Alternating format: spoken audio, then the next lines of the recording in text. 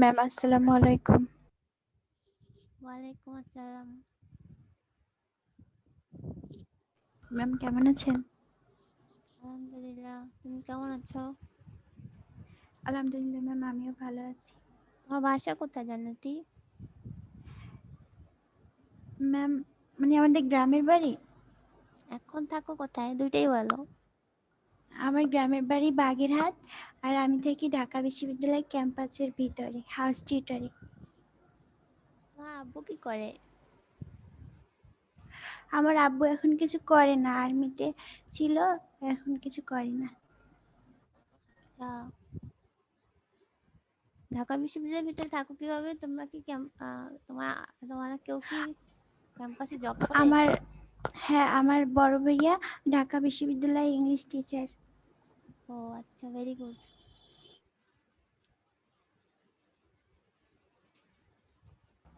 আমার সবাই গ্রামে থাকে, আব্বু আম্মু শুধু আমরা আমরা 4 ভাই বোন থাকি। 4 ভাই বোন ঢাকায় থাকো? হ্যাঁ, আমরা 4 ভাই বোন। আচ্ছা,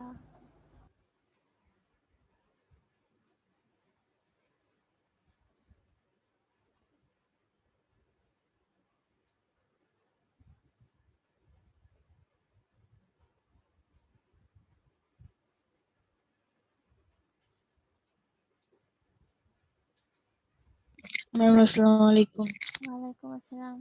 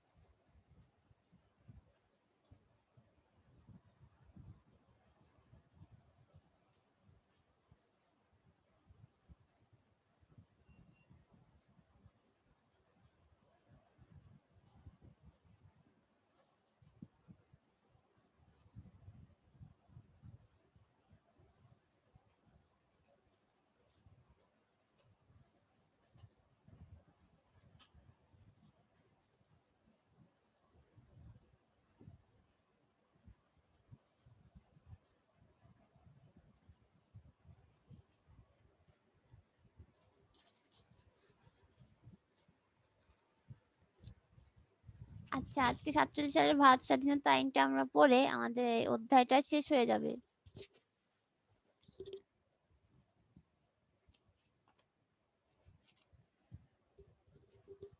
1947 সালের 20 ফেব্রুয়ারি সে সময় ব্রিটেনের যে প্রধানমন্ত্রী ছিলেন লর্ড অ্যাটলি, তিনি ঘোষণা করেন যে 1948 সালের জুন মাসের মধ্যে ব্রিটিশ সরকার ভারতীয়দের হাতে ক্ষমতা প্রত্যার্পণ করবে। লর্ড মাউন্টব্যাটেন ভারতের গভর্নর জেনারেল লর্ড মাউন্টব্যাটেনকে ভারতের নতুন গভর্নর জেনারেল হিসেবে নিযুক্ত করা হয়। এবং সে সময় ভারতবর্ষে দেখা যায় যে সাম্প্রদায়িকতা একদম তুমুল, একদম বাজে অবস্থা। মাউন্টব্যাটেন ব্রিটিশ সরকারের সাথে পরামর্শ করে 47 সালের 3রা জুন একটা পরিকল্পনা প্রণয়ন করে। সেটা তো আমরা পড়েছি, মাউন্টব্যাটেন পরিকল্পনা।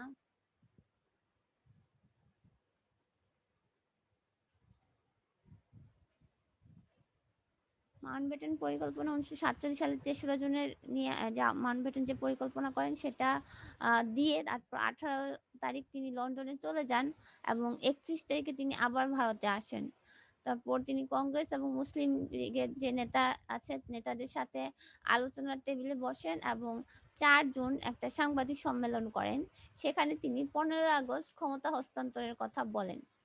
তো লর্ড মাউন্টব্যাটেন 3রা জুন পরিকল্পনাকে বিধিবদ্ধ আইনে রূপ দেওয়ার জন্য 47 সালের 4 জুলাই ব্রিটিশ পার্লামেন্টে একটা বিল উত্থাপন করা হয় এবং এই বিলে ব্রিটিশ ভারতে ভারত এবং পাকিস্তান নামে দুটি স্বাধীন রাষ্ট্র স্থাপনের প্রস্তাব করা হয়। এটা 18 জুলাই পার্লামেন্টে গৃহীত হয় এবং আমরা জানি যে 14 আগস্ট এবং 15 আগস্ট এই 2 দিন হচ্ছে এই আইনটা বাস্তবায়নের মাধ্যমে ওদেরকে স্বাধীন করে দেওয়া হয়। 18 জুলাই হচ্ছে এটা আইনটা পাশ করে এবং 14 আগস্ট হচ্ছে পাকিস্তানের স্বাধীনতা দিবস, 15 আগস্ট হচ্ছে ভারত। ভারতের স্বাধীনতা দিবস। হ্যাঁ, তো এখানে বৈশিষ্ট্যগুলো কি ছিল এই আইনের? দুটা ডোমিনিয়ন সৃষ্টি, ভারত এবং পাকিস্তান নামে এই দুইটা ডোমিনিয়ন প্রতিষ্ঠা করা হবে। দুইটা ডোমিনিয়নই স্বাধীন এবং সার্বভৌম থাকবে এবং ব্রিটিশ সরকার, ব্রিটিশ পার্লামেন্টের কোনো আইন বা আদেশ এই স্বাধীন সার্বভৌম দুইটা ডোমিনিয়নের ক্ষেত্রে আর প্রযোজ্য হবে না। দ্বিতীয়ত, ডোমিনিয়নে গণপরিষদ থাকবে। এই আইনে ডোমিনিয়নের জন্য একটি করে গণপরিষদ গঠন করার কথা বলা হয় এবং এই গণপরিষদদ্বয় নিজ নিজ সংবিধান রচনা করার ক্ষেত্রে ক্ষমতা প্রাপ্ত হয়। এদেরকে ক্ষমতা দেওয়া হয় যেন এরা সংবিধান প্রণয়ন করে। সংবিধান প্রণয়ন শেষ না হওয়া পর্যন্ত এই দুইটা ডোমিনিয়নের গণপরিষদ ওই দুইটা দেশের মধ্যে আইন পরিষদের কাজ করবে। অর্থাৎ এটা হচ্ছে অন্তর্বর্তীকালীন সময়, যে নতুন রাষ্ট্র তৈরি হয়েছে, সংবিধানও তৈরি হয় নাই। সংবিধান তৈরি না হলে তো নির্বাচনও হবে না, বা নির্বাচন না হলে কেউ ক্ষমতায় আসতে পারতেছে না, শাসন কার্যক্রম তো তখন স্থগিত হয়ে থাকবে, তাই না? তো এরকমটা যেন না হয় সেজন্য অন্তর্বর্তীকালীন সময়টাতে ওই গণপরিষদ হচ্ছে আইন পরিষদের কাজ করবে। তৃতীয়ত হচ্ছে ব্রিটিশ সরকারের দায় দায়িত্বের অবসান হয়। ব্রিটিশ সরকারের যে 200 বছরের যে রাজত্ব, এটার অবসান হয় এবং ব্রিটিশরা তাদের সব ধরনের অধিকার সবকিছু হচ্ছে নিয়ে তারপর তারা চলে যায়, দেশীয় রাজ্যগুলোকে স্বাধীন করে দিয়ে। ভারত এবং পাকিস্তান নামে দুটি রাষ্ট্র আবির্ভূত হয়। 1935 সালে ভারত শাসন আইনের সংশোধনী করা হয়। এই আইনে সামান্য কিছু পরিবর্তন এনে 1935 সালে ভারত শাসন আইনের সংশোধনী করা হয়। যেমন গভর্নর জেনারেল নিয়োগ সংক্রান্ত একটা সংশোধনী ছিল, আর গভর্নর জেনারেল এবং গভর্নরের স্বেচ্ছাধীন ক্ষমতার বিলোপ করা হয়, যেটা হচ্ছে 25 সালের ভারত শাসন আইনের ত্রুটি ছিল, যে গভর্নর জেনারেলের যে স্বেচ্ছাধীন ক্ষমতা, এই ক্ষমতাটার কারণে যুক্তরাষ্ট্রীয় সরকার ব্যবস্থাটা কার্যকর করা যাচ্ছিল না, তো এই ক্ষমতাটা বিলোপ করে দেওয়া হয়। কমনওয়েলথে থাকা বা না থাকার স্বাধীনতা দেওয়া হয়। যে কোনো দেশীয় যে রাজ্যগুলো আছে এরা চাইলে কমনওয়েলথে থাকতে পারে। কমনওয়েলথ হচ্ছে আমরা জানি কমনওয়েলথ হচ্ছে যারা ব্রিটিশ উপনিবেশ সে সকল রাষ্ট্রগুলো একত্রিত হয়ে যে সংগঠনটি তৈরি করেছে সেটা হচ্ছে কমনওয়েলথ। তো এই ভারত এবং পাকিস্তান এই দুইটা রাষ্ট্র চাইলে কমনওয়েলথে থাকতে পারে অথবা নাও থাকতে পারে, এটা তাদের ইচ্ছার অধীন। ভারত সচিব পদের অবসান করা হয় এবং এখানে ভারত সচিব পদের পরিবর্তে একজন কমনওয়েলথ সচিব নামে একজনকে নিয়োগ দেওয়া হয়, যার কাজ হবে ভারত পাকিস্তানের সাথে যোগাযোগ রক্ষা করা। ভারত সম্রাট উপাধিটা বিলোপ করা হয়, অর্থাৎ ব্রিটিশ রাজা এতদিন ভারত সম্রাট ছিলেন, তো তার এই উপাধিটা আর থাকলো না। ভারত সম্রাট উপাধিটা তিনি ত্যাগ করলেন। আর সবশেষে সিভিল সার্ভেন্টদের প্রসঙ্গে বলা হয় যে ব্রিটিশ ভারতে কর্মরত সামরিক বেসামরিক কর্মচারীদের উভয় ডোমিনিয়নের কর্মে যোগদানের স্বাধীনতা প্রদান করা হবে। ওরা অর্থাৎ সিভিল সার্ভেন্টরা এই দুটি দেশ স্বাধীন হিসেবে আবির্ভূত হওয়ার পর তারা যদি ভারতে থাকতে চায় তাহলে ভারতে থাকতে পারবে, আর যারা পাকিস্তানে থাকতে চায় তারা পাকিস্তানে চলে যেতে পারবে।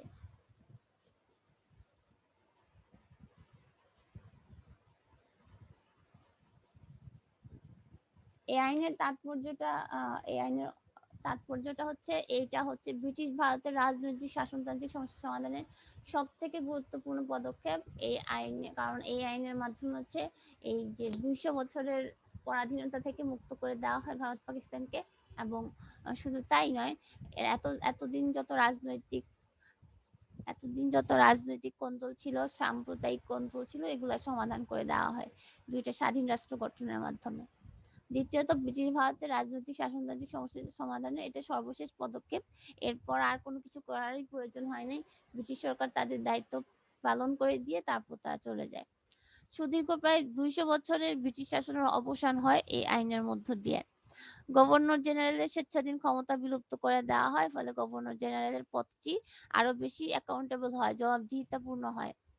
দায়িত্বশীল সরকার প্রতিষ্ঠার পথ সুগম হয়, কারণ এখানে গণপরিষদ গঠন করে দেওয়া হয় এবং গণপরিষদ আইন বিভাগের কাজ করে। এবং গণপরিষদ যখন সংবিধান প্রণয়ন করে, এটা অবশ্য ব্রিটিশদের ব্যর্থতা না, এটা হচ্ছে ভারত পাকিস্তানের ব্যর্থতা যে তারা সঠিক সময়ে হচ্ছে সংবিধান প্রণয়ন করতে পারে নাই। ভারত যদিও 3 বছরের মধ্যে করে ফেলেছে, কিন্তু পাকিস্তান 9 বছরের মধ্যেও সংবিধান করতে পারে নাই।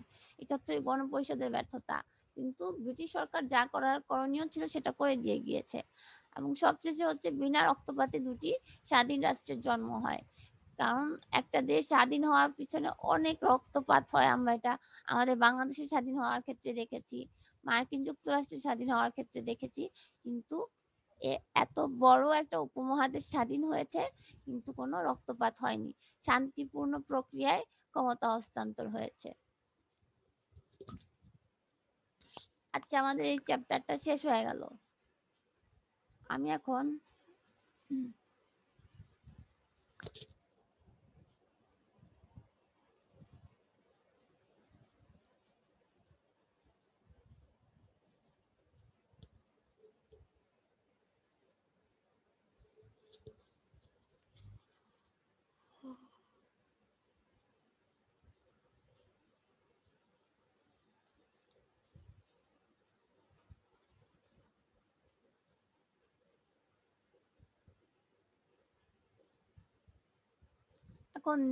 তোমরা দ্বিতীয় পত্র বের করবা, আমরা একটা নতুন অধ্যায় শুরু করব।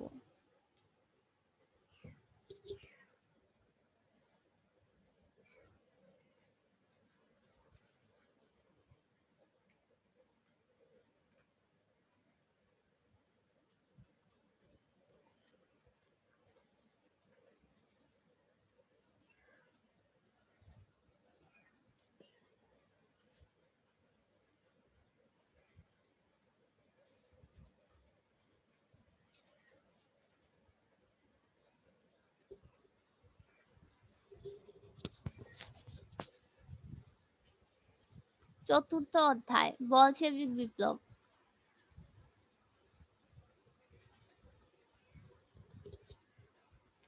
বিংশ শতকের শুরুর দিকে পৃথিবীর ইতিহাসে প্রধান দুইটা ঘটনার মধ্যে একটি ছিল প্রথম বিশ্বযুদ্ধ আর অন্যটি হচ্ছে বলশেভিক বিপ্লব। এই বিপ্লবের মাধ্যমে প্রথমবারের মতো শ্রমিক ও কৃষক শ্রেণী রাষ্ট্র ক্ষমতা দখল করে সর্বহারা একনায়কত্ব প্রতিষ্ঠা করতে সক্ষম হয়। এর প্রভাব ও প্রতিক্রিয়া এত ব্যাপক ছিল যে এটি রাশিয়ার সীমানা পেরিয়ে আফ্রো আমেরিকার বিভিন্ন দেশে বিস্তার লাভ করে। 1917 সালের অক্টোবর মাসে বিপ্লব ঘটায়, এর নাম অক্টোবর বিপ্লব দেওয়া হয়।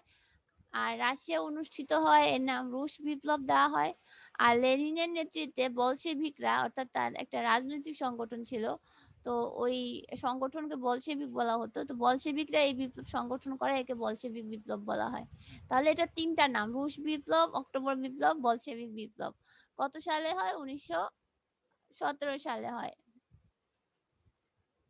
তো ধরো যে কোনো প্রশ্ন করা হোক যে অক্টোবর বিপ্লব কত সালে হোক, অথবা এটা প্রশ্ন করলে রুশ বিপ্লব কত সালে হোক, আমরা একটাই উত্তর দিব।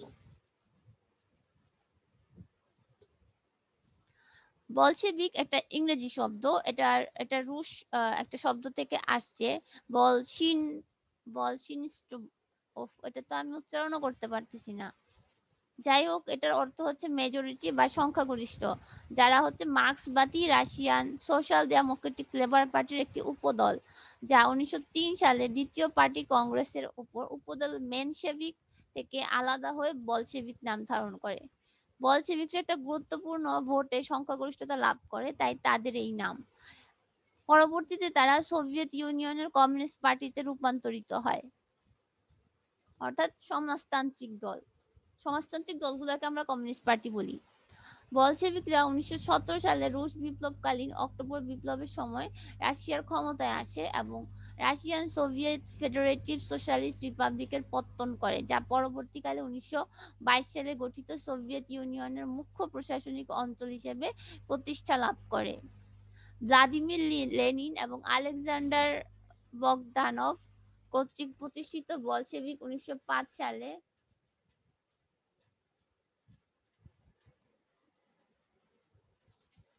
1905 সাল নাগাদ একটি গণসংগঠনে পরিণত হয়, যার সদস্য মূলত ছিল অভ্যন্তরীণ গণতান্ত্রিক পদবিন্যাস সংগঠিত শ্রমিক জনগোষ্ঠী, যা কেন্দ্রীভূত গণতান্ত্রিক নীতিতে পরিচালিত হতো। তারা নিজেদেরকে রাশিয়ার বিপ্লবী শ্রমিক নেতা হিসেবে বিবেচনা করত। তাদের বিশ্বাস ও কর্মকাণ্ডকে প্রায়ই বলশেভিকবাদ হিসেবে অভিহিত করা হয়। সোভিয়েত ইউনিয়ন থেকে নির্বাসনের পর বিপ্লবী বলশেভিক নেতা লিওন ট্রটস্কি তার প্রত্যক্ষ করা প্রকৃত লেনিনবাদ এবং জোসেফ স্টালিনের নেতৃত্বে পরিচালিত রাষ্ট্রদলের মধ্যকার পার্থক্য বোঝাতে সাধারণভাবে বলশেভিক এবং বলশেভিক শব্দ দুটি ব্যবহার করতেন। এখানে তোমাদেরকে বলে রাখি, সমাজতন্ত্রের যে প্রবক্তা, সমাজতন্ত্র ধারণাটা কিন্তু কার্ল মার্কসের অনেক আগে এসেছে। এমন না যে কার্ল মার্কসই সর্বপ্রথম দিয়েছে, যদিও বৈজ্ঞানিক সমাজতন্ত্রের জনক কার্ল মার্কস, কিন্তু তার আগেই এই ধারণাটা, এর আগে হচ্ছে এই অষ্টাদশ শতকের দিকে হচ্ছে রবার্ট ওয়েন, তারপর তিনজন দার্শনিক ছিল, সেন্ট সাইমন, টমাস মুর এবং রবার্ট ওয়েন। এরা এই সমাজতন্ত্রের ধারণাটা প্রথম নিয়ে আসে। তো এরা শুধু এমন একটা ধারণা দিল যে একটা কাল্পনিক দ্বীপ, হ্যাঁ, এটা হচ্ছে কাল্পনিক দ্বীপটা হচ্ছে ইউটোপিয়া। এটার নাম অনুসারে হচ্ছে ইউটোপিয়ান সোশ্যালিজম হচ্ছে তাদের যে মতবাদটা, যেখানে হচ্ছে একটা কাল্পনিক রাষ্ট্রের কথা চিন্তা করা হয়, যে রাষ্ট্রে কোনো বৈষম্য থাকবে না, আহ যেখানে কোনো বৈষম্য থাকবে না, কিন্তু এই বৈষম্যহীন একটা সমাজ, হ্যাঁ, শোষণবিহীন একটা যে সমাজ প্রতিষ্ঠা করা হবে, এটা কিভাবে করা হবে এই সংক্রান্ত কোনো ধারণা কিন্তু কাল্পনিক সমাজতন্ত্রে পাওয়া যায়নি।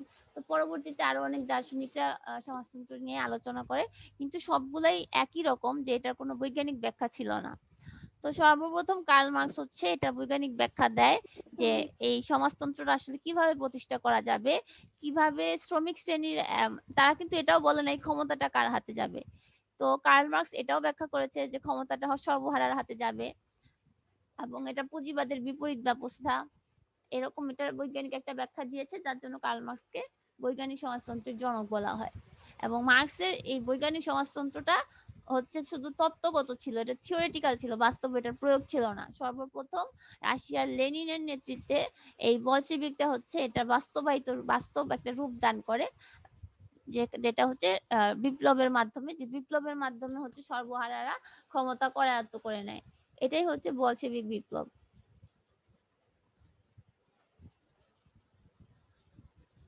আমরা বিপ্লবের আগে রাশিয়ার কি অবস্থা ছিল সেটা দেখব। বিপ্লব পূর্ব রাশিয়ার অবস্থা। পৃথিবীর প্রথম সফল বুর্জোয়া বিপ্লব হচ্ছে ফরাসি বিপ্লব ছিল। সেখানে আমরা এভাবে দেখেছিলাম যে ওই যে কৃষক শ্রেণীরা যারা দলে দলে আসছিল প্যারিসে, তারা হচ্ছে ক্ষমতা দখল করে নিয়েছিল। তো এই ফরাসি বিপ্লবের কারণ অনুসন্ধান করতে গিয়ে ঐতিহাসিকরা ফ্রান্সের বিজয়ের আগে এই তাদের সামাজিক, অর্থনৈতিক, রাজনৈতিক যে অবস্থা সেটা বিশ্লেষণ করতে গিয়ে দেখেছে যে সেটার সাথে হচ্ছে রাশিয়ার সামাজিক, রাজনৈতিক, অর্থনৈতিক অবস্থার মিল রয়েছে। পর্যবেক্ষণে দেখা গিয়েছে যে মানব সমাজের যে কোনো বড় পরিবর্তনের পিছনে বীজ মূলত এই তিনটা ক্ষেত্রকেই দেখা হয়, যে সামাজিক অবস্থা, রাজনৈতিক অবস্থা আর অর্থনৈতিক অবস্থা। আর অন্য বিষয়গুলো হচ্ছে সহায়ক অনুঘটক হিসেবে ক্রিয়াশীল থেকে পরিবর্তনের একটা গতি প্রকৃতি নিয়ন্ত্রণ করে। তো আমরা এই ৩ টা অবস্থা আলোচনা করলে আমরা হচ্ছে বিপ্লবের কারণগুলা কেন তৈরি হয়েছিল সেটা জানতে পারবো। বিপ্লব পূর্ব রাশিয়ার যে সামাজিক অবস্থা ছিল সেটা বরাবরই ২ টা শ্রেণী, একটা অভিজাত আরেকটা হচ্ছে ভূমিহীন। এই সম্পর্কে কার্ল মার্কস বলছিল যে মানব সভ্যতার ইতিহাসে প্রতিটা স্তরে হচ্ছে ২ টা সমাজ উপস্থিতি থাকবে। একটা হচ্ছে হ্যাভ আর একটা হচ্ছে হ্যাভন্ট। একটা শ্রেণী যার আছে, আরেকটা শ্রেণী হচ্ছে যার নাই। আছে নাই এই ২ টা শ্রেণী হচ্ছে মানব সমাজের প্রতিটা স্তরেই থাকবে। তো এভাবে তিনি হচ্ছে ইতিহাসের ৫ টা স্তর দেখেছেন। আদিম সাম্যবাদ, তারপর সামন্ততন্ত্র, তারপর হচ্ছে পুঁজিবাদ, সমাজতন্ত্র, এরকম তিনি হচ্ছে ৫ টা হচ্ছে স্তর দেখিয়েছেন সভ্যতার ইতিহাসের গতিচক্রে। ১৯ শতকের শেষ দিকে রাশিয়ার এক সামাজিক পরিসংখ্যানে দেখা যায় যে রাশিয়াতে প্রতি ১,০০০ মানুষের মধ্যে মাত্র ১৭ জন অভিজাত আর বাকিরা ভূমিহীন। এখানে দুঃখজনক যে ওই ১৭ জনের হাতেই হচ্ছে 80% প্রপার্টি থাকে, আর 20% প্রপার্টি হচ্ছে বাকি ৮৩% মানুষের মধ্যে থাকে। তো রাশিয়ার সকল জমি ছিল রাজপরিবার এবং সামন্ত অভিজাত শ্রেণীর দখলে। ২০ শতকের শুরুর দিকে রাশিয়াতে ১২৫ মিলিয়ন জনসংখ্যার মধ্যে ৯৭ মিলিয়ন অর্থাৎ ৭৭% ছিল কৃষক। দেশের মোট উৎপাদনের প্রায় ৫০% আসতো কৃষি থেকে, অথচ জমির উপর কৃষকের কোনো মালিকানা ছিল না। পশ্চিম ইউরোপের দেশগুলোতে ফরাসি বিপ্লবের পর সামন্ততন্ত্রের পতন ঘটলে ভূমিদাসরা স্বাধীন কৃষকে পরিণত হয়। ফলে তারা তাদের ভাগ্য পরিবর্তন ঘটিয়ে একসময় বুর্জোয়া শ্রেণীতে উন্নীত হয়। কিন্তু রাশিয়ায় রাশিয়ার যে রাজা ছিলেন তাকে জার বলা হতো। জার দ্বিতীয় আলেকজান্ডার ভূমিদাস প্রথার বিলোপ সাধন করলে ভূমিদাসগণ স্বাধীন কৃষকে রূপান্তরিত হতে পারে নাই। এরা ভূমিদাস থেকে ভূমিহীন শ্রেণীতে পরিণত হয়েছে। তারা সামন্ত প্রভুদের হাত থেকে গ্রামীণ যে সংস্থা, এটাকে মির বলা হতো, তার অধীনে ন্যস্ত থাকতো। এজন্য তাদের ভাগ্যের কোনো পরিবর্তন হতো না। শিল্প বিপ্লবের পর রাশিয়ার যারা ভূমিহীন শ্রেণী ছিল তারা হচ্ছে শহুরে শিল্প শ্রমিকে পরিণত হয়, অর্থাৎ তারা শহরে চলে আসছে। আগে তারা কৃষিতে শ্রমিক ছিল, এখন তারা শিল্পের শ্রমিকে পরিণত হয়েছে। কিন্তু যার সরকার শ্রমিকদের ট্রেড ইউনিয়ন করার অধিকার স্বীকার করতো না, বিধায় শ্রমিকরা তাদের ন্যায্য অধিকার আদায় করা ছিল কষ্টসাধ্য। তাদেরকে ট্রেড ইউনিয়ন করা নিষিদ্ধ ছিল। যুদ্ধের দরুন খাদ্যের মূল্য বৃদ্ধি পায়, কম মজুরিতে খাদ্য কেনা তাদের জন্য কষ্টসাধ্য হয়ে দাঁড়ায়। শ্রমিকদেরকে সপ্তাহে ৬ দিন প্রতিদিন গড়ে ১০-১২ ঘন্টা কাজ করতে হতো। এক পরিসংখ্যানে দেখা যায় যে বিপ্লবের ঠিক পূর্বে সেন্ট পিটার্সবার্গ একটি অ্যাপার্টমেন্টে কমপক্ষে ১৬ জন শ্রমিক বাস করত। একটা ছোট্ট কক্ষে কমপক্ষে ৬ জন লোক থাকতো। এখানে পয়ঃনিষ্কাশন ব্যবস্থা ছিল মারাত্মক ত্রুটিপূর্ণ। মানুষের মলমূত্র যত্রতত্র পড়ে থাকতো। বিশুদ্ধ খাবার পানির সরবরাহ ছিল না। জীবনযাত্রার এমন নিম্নমানের ফলে ব্যাপক শ্রমিক সংগঠন দেখা দেয়। ১৮৬২ থেকে ৯৫ সময়কালে রাশিয়ার শ্রমিক ধর্মঘটের সংখ্যা ক্রমহারে বৃদ্ধি পেতে থাকে এবং ১৮৬২ সালে সেখানে শ্রমিক ধর্মঘটের সংখ্যা ছিল ৯৬টি, আর ৯৫ সালে সেটা দাঁড়ায় ৯,৪৪৩টি, এবং পরের বছর শ্রমিক ধর্মঘটের সংখ্যা দাঁড়ায় ১৯,০৫,১৭৬টি। অর্থাৎ বছরে শ্রমিক ধর্মঘটের সংখ্যা হচ্ছে জ্যামিতিক হারে বাড়তে থাকে। বলশেভিক শ্রমিকদের রুটি, সেনাদের যুদ্ধের বদলে শান্তি এবং কৃষকদের জমিদানের প্রতিশ্রুতি সকল শ্রেণীর মানুষকে এই ধর্মঘটে সামিল করতে বাধ্য করে। ২০ শতকের শুরুর দিকে রাশিয়ার জার যুদ্ধবাজ একনায়কে পরিণত হয়। আগেই বলা হয়েছে যে সামন্ততন্ত্রের বিলোপ হলেও রাশিয়ার অফিস আদালত সব ধরনের রাষ্ট্রীয় সুযোগ সুবিধার ক্ষেত্রগুলো দখল করেছিল অভিজাত সম্প্রদায়।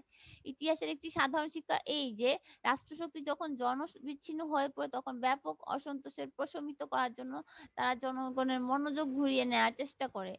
একনায়ক বা স্বৈরাচারী শাসক এক্ষেত্রে যুদ্ধের দামামা বাজিয়ে বহিঃশত্রুর আক্রমণ থেকে দেশকে রক্ষা করছে এরকম কথা বলে জনতার ক্ষোভ প্রশমিত করার চেষ্টা করে। প্রথম বিশ্বযুদ্ধের সময় রাশিয়ার স্বৈরাচারী জার সরকারও ঠিক একই আচরণ করেছে। রাশিয়ার দুর্দশাগ্রস্ত ভূমিহীন কৃষক বা শ্রমিক শ্রেণীর দৃষ্টি অন্যদিকে ঘুরিয়ে নেওয়ার জন্য জার সরকার প্রথম বিশ্বযুদ্ধে অংশ নেয়। ফলে দেশে সামরিক আমলা শক্তির দাপট উত্তরোত্তর বৃদ্ধি পেতে থাকে। দেশের প্রাদেশিক ও জেলা পরিষদগুলোতে অভিজাতদের যে কর্তৃত্ব সেটা আরো বেড়ে যায়। রাশিয়া শক্তিশালী বুর্জোয়া শ্রেণী গড়ে না ওঠায় তারা ক্ষমতার অংশীদার হতে পারে নাই। শিল্প বিপ্লবের ফলে বুর্জোয়া শক্তির হাতে কিছু সম্পদ জড়ো হলেও তারা অভিজাত শ্রেণীর বিরুদ্ধে লড়াই করার মতো যথেষ্ট শক্তিশালী ছিল না। ফলে রাশিয়া সমাজে অভিজাত ও ভূমিহীন এই ২টা শ্রেণী ছিল মূল স্রোত। অভিজাত শ্রেণীটি রাষ্ট্রের সকল সুযোগ সুবিধা ভোগ করত, আর ভূমিহীন যাদেরকে বলা হতো প্রলেতারিয়াত বা সর্বহারা, তারা নিদারুণভাবে শোষিত হতো। ফলে এই শ্রেণীটা শিক্ষা দীক্ষা চিকিৎসা বিনোদন সব দিক থেকে পিছিয়ে গিয়ে একদম মানবেতর জীবনযাপন করে। এখন আমরা এই দুইটা শ্রেণীকে নিয়ে সে সময় রাশিয়ার অর্থনৈতিক অবস্থাটা দেখব। 20 শতকের প্রথম এবং দ্বিতীয় দশকে রাশিয়ার অর্থনীতি ছিল চরম সংকটাপন্ন। 1861 সালে ভূমিদাস প্রথা রহিত করা হয় এবং সামন্ত ব্যবস্থা বিংশ শতকের শুরু পর্যন্ত ছিল। কিন্তু স্ট্যাপিলিন ভূমি সংস্কার চালু হলে কুলাক বা জোতদার জমিদার শ্রেণীর উদ্ভব হয়। ফলে জমির মূল্য অনেক বৃদ্ধি পায়। প্রান্তিক কৃষকরা জমির ভালো মূল্য পেয়ে জমি বিক্রি করে দিয়ে ভূমিহীন কৃষকে পরিণত হয়। এদিকে উচ্চ মূল্যের জন্য সাধারণ কৃষকরাও জমি ক্রয় করতে সমর্থ ছিল না। ফলে গ্রামাঞ্চলে দেখা গেল যে কৃষকদের জমি ভূস্বামীদের হাতে চলে যায়। এক হিসেবে দেখা যায় যে রাশিয়ার 1.5% লোকের হাতে মাত্র 25% ভূমির মালিকানা চলে গিয়েছে।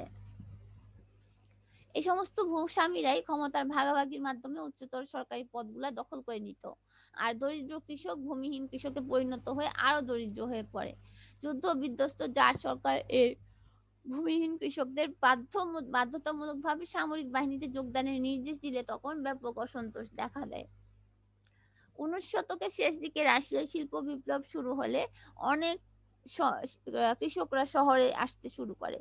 এরা কৃষক থেকে শিল্প শ্রমিকে পরিণত হয়। 20 শতকের শুরুর দিকে রাশিয়ার শিল্প শ্রমিকের সংখ্যা দাঁড়ায় 24 লাখ। এদের বেতন ছিল কম, এদের খাটুনি ছিল অনেক বেশি এবং এরা অস্বাস্থ্যকর পরিবেশে বসবাস করত। ফলে এদের মধ্যে ক্ষোভ দানা বেঁধে ওঠে। এই বিপুল সংখ্যক শ্রমিকের শ্রম ঘামে রাশিয়ার শিল্প দ্রুত ফুলে ফেঁপে ওঠে। রেলপথের দৈর্ঘ্য বেড়ে যায়, রাশিয়ার পুঁজিবাদের দ্রুত বিকাশ ঘটতে থাকে। মস্কো, সেন্ট পিটার্সবার্গ, দানবাস, উবাল, দানিয়েস্কো এরকম বিভিন্ন শহর শিল্প সমৃদ্ধ হয়ে উঠছিল তাদের এই শ্রমের বিনিময়ে। বস্ত্র, কয়লা, লোহা, ধাতুর আকর, রাসায়নিক শিল্প, তেল প্রভৃতি বিপুল পরিমাণ শিল্প উৎপাদন সম্পন্ন করে। কিন্তু ইউরোপের সর্বশেষ দেশ হিসেবে রাশিয়া শিল্প বিপ্লব তুলনামূলক দেরিতে হয়েছিল। তার হাতে কোনো বাজার না থাকায় শিল্পদ্রব্য বাজারজাত করতে না পারায় রাশিয়া অর্থনৈতিক মন্দা দেখা দেয়। ইউরোপে যখন অন্যান্য পুঁজিবাদী রাষ্ট্রগুলো প্রতিযোগিতায় টিকতে না পারায় রাশিয়া শিল্প বিপ্লব শ্রমিক, কৃষক, বুদ্ধিজীবী প্রভৃতি কোনো না কোনো শ্রেণীর মানুষের ভাগ্য পরিবর্তন করতে পারে নাই। এমন পরিস্থিতিতে রাশিয়া জার প্রথম বিশ্বযুদ্ধে অংশগ্রহণ করে এবং দেশের অর্থনীতি আরো ক্ষতিগ্রস্ত হয়। রাশিয়ার 10 মিলিয়ন সৈন্যের খাদ্য ও রসদ সংগ্রহ করতে জার সরকারের রাজকোষ শূন্য হয়ে যায়। এর ফলে বিদেশি সরকারের নিকট কম করে হলেও 300 মিলিয়ন রুবেল ঋণ নিতে হয়। তাছাড়া বাধ্যতামূলকভাবে সেনাবাহিনীতে লোক দিতে হওয়ায় বড় বড় খামারগুলোতে লোকের অভাবে কৃষিকাজ বন্ধ হয়ে যায়। শিল্প কলকারখানা উৎপাদন হ্রাস পায়, কয়লা পরিবহন ব্যবস্থা ভেঙে পড়ে, কারখানার চুল্লি কয়লার অভাবে নিভিয়ে ফেলা হয়। সাধারণ লোক দৈনন্দিন ব্যবহারের জন্য কয়লা না পেয়ে জ্বালানি কষ্টে দিশেহারা হয়ে পড়ে। কৃষির উৎপাদন কমে গেলে শিল্প শহরগুলোতে খাদ্যের সরবরাহ কমে যায়, দ্রব্যমূল্য বেড়ে যায়। সে সাথে যুদ্ধের খরচের জন্য জনসাধারণের ওপর করের হার বেড়ে যায়। শ্রমিক শ্রেণী অনেক সময় ধরে কারখানার কাজ করতে বাধ্য হয়। এসব কারণে কৃষক ও শ্রমিক শ্রেণীর মধ্যে ব্যাপক অসন্তোষ দেখা দেয়। বলশেভিকরা এই সুযোগে সমাজতন্ত্রের শোষণহীন সমাজ ব্যবস্থার স্বপ্ন তাদের সামনে তুলে ধরে। এই যেটা কাল্পনিক সমাজতন্ত্র, এই সমাজতন্ত্রের চিত্র তাদের সামনে তুলে ধরে, যে একটা শোষণহীন সমাজের স্বপ্ন তারা দেখতে থাকে। আর এখন আমরা রাজনৈতিক ব্যবস্থাটা দেখব। 19 শতকের শেষ ভাগের পূর্ব পর্যন্ত রাশিয়ায় জারতন্ত্রের নিষ্পেষণমূলক শাসনের কারণে রাজনৈতিক চেতনার কোনো বিকাশ ঘটে নাই সে সময় মানুষের মধ্যে। মধ্যবিত্ত শ্রেণীর অনুপস্থিতি এবং ভূমিদাসদের চরম আর্থিক অসঙ্গতি, অভিজাততন্ত্রের দাপট এখানে কোনো রাজনীতির বিকাশ ঘটতে দেয়নি। মাঝখানে কৃষক বিদ্রোহ ঘটলেও ব্যাপকভাবে সেটা হয়নি। এর ফলে 19 শতকে জার বিরোধী অনেক গুপ্ত সমিতি গড়ে ওঠে। এই সময় দুটি গুপ্ত সংগঠন ছিল, হচ্ছে একটি নিহিলিজম আর একটা হচ্ছে নারদিক আন্দোলন বা নারদ। এক পর্যায়ে এই দুইটি আন্দোলন সন্ত্রাসবাদী আন্দোলনের রূপ পরিগ্রহ করলেও জার সরকার চরম দমননীতির ফলে এই আন্দোলন দুটি ব্যর্থতায় পর্যবসিত হয়। তবে এই আত্মত্যাগ জনগণের মনে জার সরকারের বিরুদ্ধে একটা স্থায়ী ক্ষতের সৃষ্টি করে। ফলে জনগণ সমাজতান্ত্রিক চেতনার প্রতি আকৃষ্ট হয়। শতকের শুরুতে রাশিয়ার জারের স্বৈরশাসনের বিরুদ্ধে আন্দোলন দানা বাঁধতে থাকে। নেপোলিয়ন যুদ্ধের সময় যে সকল রুশ সৈন্য পশ্চিম ইউরোপে যুদ্ধে অংশ নিয়েছিল, তারা ইউরোপের মুক্ত সমাজ ও উদারতন্ত্রী ধ্যান ধারণা দ্বারা অনুপ্রাণিত হয়। গ্রামাঞ্চলে কৃষক আন্দোলন বহুদিন ধরে চলছিল। এমন পরিস্থিতিতে 1898 সালে সোশ্যাল ডেমোক্রেটিক পার্টি বা সমাজতন্ত্রী দল প্রতিষ্ঠিত হয়। এ দলের মাধ্যমে ইউরোপের অন্যান্য রাষ্ট্রের দেশের যে সোশ্যালিস্ট বা কমিউনিস্ট পার্টিগুলোর সাথে রাশিয়ার যে শ্রমিক শ্রেণী তাদের সম্পর্ক তৈরি হয়। এরা শ্রমিক শ্রেণীর রাজত্ব প্রতিষ্ঠা, বৃহৎ জমিদারিদের বিলুপ্তি, কৃষকদের জমি বিতরণ, ভারী শিল্প জাতীয়করণ, যৌথ মালিকানা প্রতিষ্ঠা এ ধরনের কর্মসূচিকে সামনে রেখে অগ্রসর হতে থাকে। 1903 সালে বিপ্লবী সমাজতান্ত্রিক দল বা Russian socialist Democratic labour party প্রতিষ্ঠিত হয়, কিন্তু আন্দোলনের কৌশল ও নানাবিধ কারণে দলটি মেনশেভিক এবং বলশেভিক নামে দুইটি অংশে ভাগ হয়ে যায়। কঠোর আদর্শগত অবস্থান এবং শ্রমিক শ্রেণীর রাজত্ব প্রতিষ্ঠার জন্য দলের মূল অংশ বা বলশেভিকরা সংগঠিত হতে থাকে। 1905 সালে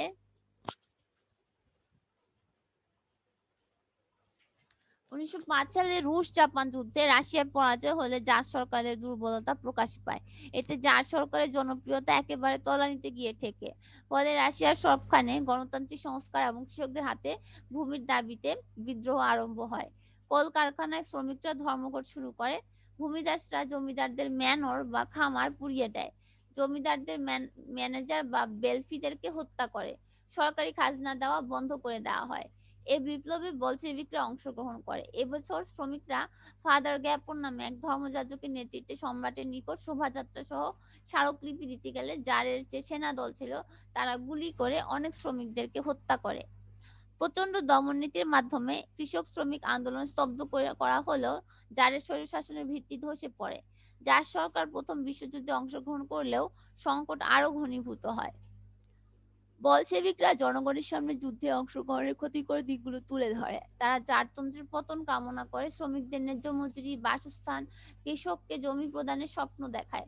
বলশেভিকরা যুদ্ধের বদলে সৈনিকদের শান্তির কথা বলে। এতে ভূমিহীন কৃষক, কারখানার শ্রমিকদের সাথে বহু সৈনিকও একাত্মবোধ করে। বহু সৈনিক বলশেভিকদের প্রতি আনুগত্য জানায়। এদিকে প্রথম বিশ্বযুদ্ধ পূর্ব রণাঙ্গনে রাশিয়াকে সম্পূর্ণ একা লড়াই করতে হওয়ায় অস্ট্রো-হাঙ্গেরি ও জার্মান বাহিনীর আধুনিক অস্ত্রশস্ত্র যুদ্ধ সরঞ্জামের সাথে রাশিয়ার দুর্বল সেনাবাহিনী টিকতে পারে না। এই যুদ্ধে রাশিয়ার 1/3 সৈনিকের হাতে বিভিন্ন ধরনের রাইফেল ছিল, বাকিরা ছিল নিরস্ত্র। তাদের পোশাক আর রসদ এগুলোও ছিল অপ্রতুল। এর ফলে যুদ্ধের মাত্র 2 বছরের মধ্যে রুশ সেনাবাহিনী বিধ্বস্ত হয়ে যায়। প্রায় 1 মিলিয়ন সৈন্য যুদ্ধক্ষেত্রে নিহত হয়। বাকিরা লড়াইয়ে টিকতে না পেরে পিছু হটে। ফলে রাশিয়া ইউক্রেন, ক্রিমিয়া জার্মানির দখলে চলে যায়। রাশিয়া সেনাদলের মনোবল ভেঙে যায়, সর্বত্র হতাশা দেখা দেয়। ফলে রুশ সৈন্যরা যুদ্ধক্ষেত্র ত্যাগ করে শান্তি স্থাপনের জন্য মরিয়া হয়ে ওঠে। মূলত জার সরকার প্রথম বিশ্বযুদ্ধে অংশগ্রহণ করাটা একটা বোকামি ছিল, কেননা রুশ জনমত কিন্তু এই যুদ্ধে অংশগ্রহণের পক্ষে ছিল না। রাশিয়ার অর্থনীতি যুদ্ধের ব্যয় বহন করতে অক্ষম ছিল। রাশিয়ার শিল্পের প্রসার ঘটলেও সেটা মজবুত ছিল না, যা দ্বারা এই দীর্ঘস্থায়ী যুদ্ধের ব্যয়ভার বহন করা যেত। রুশ কৃষিও ছিল অনগ্রসর। আধুনিক যন্ত্রপাতির ব্যবহার শুরু হয়েছিল, তবে সেটা সীমিত পরিসরে। এমন পরিস্থিতিতে জার সরকার জনগণকে একটা যুদ্ধে জড়িয়ে পড়তে বাধ্য করে এবং পরাজিত হওয়ার পর সেই সকল দায়-দায়িত্ব জনগণের ঘাড়ে চাপিয়ে দেয়। যেটা হচ্ছে জার সরকারের বিরুদ্ধে জনগণকে অনেক বেশি ক্ষুব্ধ করে তোলে। মানুষ চরমভাবে জার সরকারের উপর বীতশ্রদ্ধ হয়ে পড়ে এবং ফলে সমাজতান্ত্রিক যে চেতনাটা এই বলশেভিক দলটা প্রচার করছিল সেটা অনেক বেশি জনপ্রিয় হয়ে পড়ে। রাশিয়া 140টির মতো ছোট বড় জাতিগোষ্ঠী ছিল, যার সরকার এদেরকে জোর করে রুশীকরণ করতে চেষ্টা করলে এদের সংখ্যালঘু জাতির মধ্যেও বিদ্রোহ দেখা দেয়। মোট কথা, বলশেভিক বিপ্লবের আগে হচ্ছে রাশিয়ার জার সরকার কর্তৃক অভিজাত নিয়ন্ত্রিত যে রাষ্ট্র ব্যবস্থা ছিল সেখানে সাধারণ জনগণের বিন্দুমাত্র আস্থা বা শ্রদ্ধাবোধ ছিল না। সবখানেই মানুষ একটা পরিবর্তনের আশা করত, একটা পরিবর্তনের মধ্য দিয়ে এই শোষণহীন সমাজ থেকে তারা মুক্তি পেতে চাইতো। এটাই ছিল হচ্ছে বলশেভিক বিপ্লবের পটভূমি। আমরা ফরাসি যে বিপ্লব পড়েছিলাম সেটার সাথে এটার মিল আছে, তাই না? সেখানে যেমন দলে দলে মানুষরা শহরে চলে আসছিল, তারপর হচ্ছে তারা শিল্প কারখানায় অংশগ্রহণ করতে থাকে, কৃষিতে হচ্ছে শ্রমিকের অভাব দেখা দেয় এবং এই যে দুইটা শ্রেণীর উপস্থিতি, একটা শ্রেণীর হাতে হচ্ছে বিশাল সম্পদ, আরেকটা বড় যে মেজরিটি শ্রেণী তাদের হাতে কিছুই নাই। আচ্ছা, আজকে আর সামনে আগাবো না। আমরা হচ্ছে কি বলে বলশেবিক বিপ্লবের কারণগুলো হচ্ছে আগামী ক্লাসে পড়বো। সবাই রোল দিয়েছো? জি ম্যাম। ঠিক আছে, সবাই ভালো থেকো। ক্লোজ করে দিচ্ছি। আল্লাহ আসসালামু হাফেজ। আলাইকুম। আসসালামু আলাইকুম।